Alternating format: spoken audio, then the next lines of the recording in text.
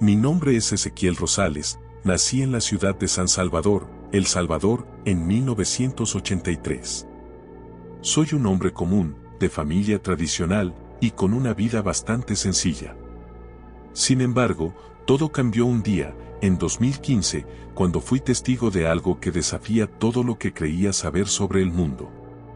No puedo explicarlo de manera lógica ni racional, porque lo que vi no tiene cabida en ninguna explicación científica ni en ninguna creencia religiosa conocida. Lo que viví ese día, en una pequeña casa en las afueras de Ilamatepec, un pueblo rural de nuestro país, sigue persiguiéndome hasta hoy. Hoy, por fin, me atrevo a contar lo que ocurrió. Era un jueves de marzo, alrededor de las 6 de la tarde. Recuerdo que el día estaba particularmente caluroso, como es usual en nuestra región. Tenía una cita con un viejo amigo de la universidad, Andrés Martínez, quien se había convertido en sacerdote poco después de nuestra graduación. Andrés siempre fue alguien devoto, pero no me impresionaba mucho su inclinación religiosa, dado que nunca habíamos sido personas de fe muy estricta. Yo me consideraba un escéptico, alguien que prefería explicaciones racionales ante cualquier fenómeno. Pero esa tarde todo cambiaría, y no sería por un fenómeno natural ni por alguna circunstancia explicable. Fue la tarde en que vi un caso real de posesión.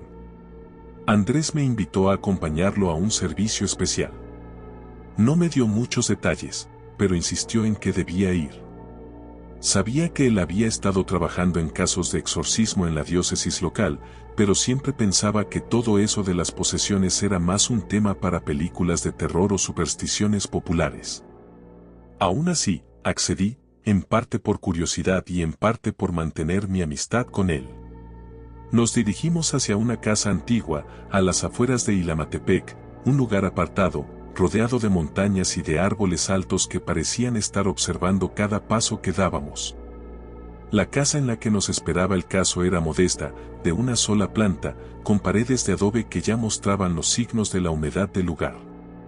Andrés me explicó que la familia de la mujer que vivía allí había solicitado la ayuda de la iglesia tras varios eventos inexplicables que les habían ocurrido en las últimas semanas. La mujer en cuestión se llamaba Carla Rivera, una madre soltera de unos 40 años. Era delgada, de cabello largo y castaño oscuro que caía con suavidad sobre su espalda. Su rostro, marcado por el cansancio y la preocupación, estaba empalidecido, como si hubiera estado llorando durante días. Sus ojos eran grandes, pero lo que más me impactó de ella fue la profunda desesperación que reflejaban, como si algo la estuviera arrastrando hacia un abismo del que no podía escapar. Ella nos recibió en la puerta, y su saludo fue frío, como si todo lo que le quedara fuera un resto de fuerzas para mantener una fachada de normalidad. Dentro de la casa, la atmósfera era densa. A medida que avanzábamos por el pasillo oscuro, podía percibir un olor pesado, mezcla de incienso, humedad y algo extraño que no lograba identificar. Las luces titilaban y el aire parecía volverse más denso a cada paso que daba. Me sentía incómodo, pero no pude evitar pensar que todo eso era solo producto de la sugestión. No era un hombre fácil de impresionar. En el pequeño salón, junto a una mesa de madera vieja, estaba un grupo reducido de personas, los padres de Carla, su hermana y algunos amigos cercanos. Todos tenían la misma expresión, un temor palpable. Nadie hablaba mucho, como si el miedo estuviera sellando sus bocas. Fue entonces cuando me di cuenta de que algo realmente extraño estaba sucediendo.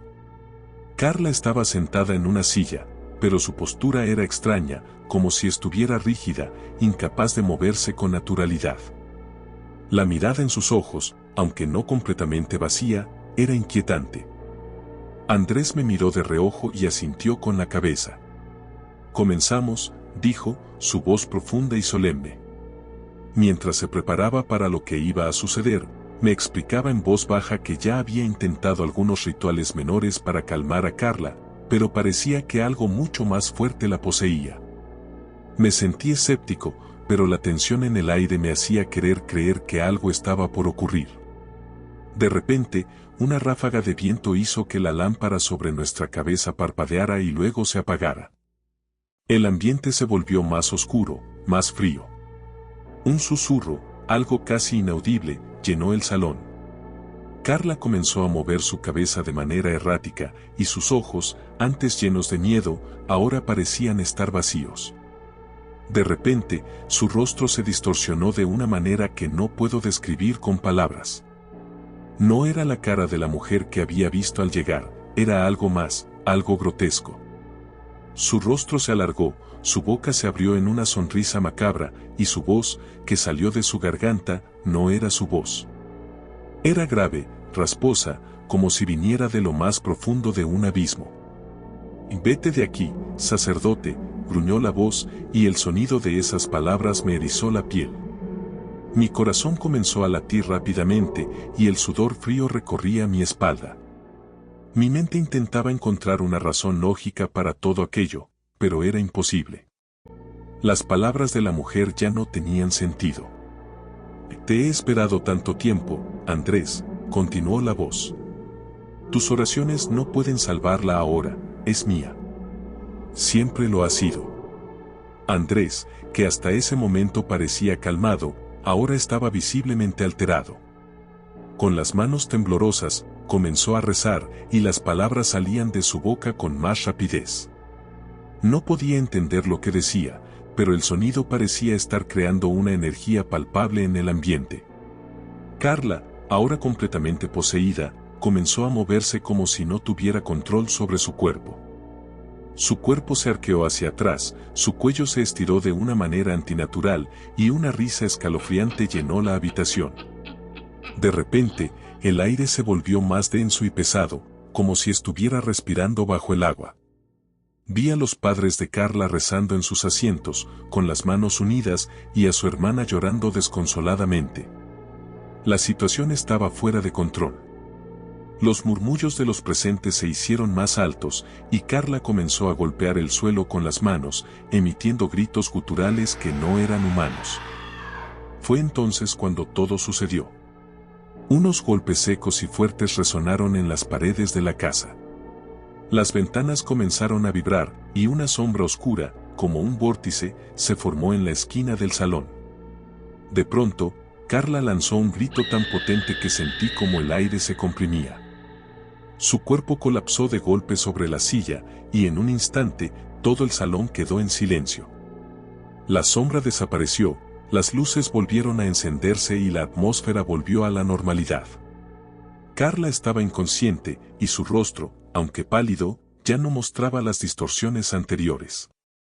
Andrés cayó de rodillas, agotado, y todos los presentes lo miraban con una mezcla de asombro y miedo.